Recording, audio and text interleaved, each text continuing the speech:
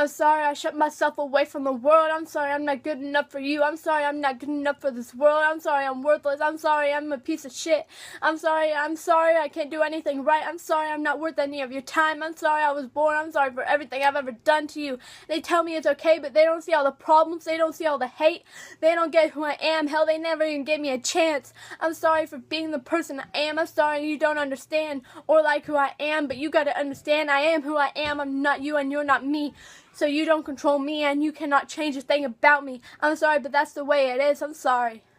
I'm sorry I shut myself away from the world. The world is so cruel out there. They don't understand. No one gets who I am. No one understands me. No one understands what I've been through. No one knows my story. No one understands who I've met. No one understands the thing that I've seen. No one understands the thing about me. Nobody gives a crap about me.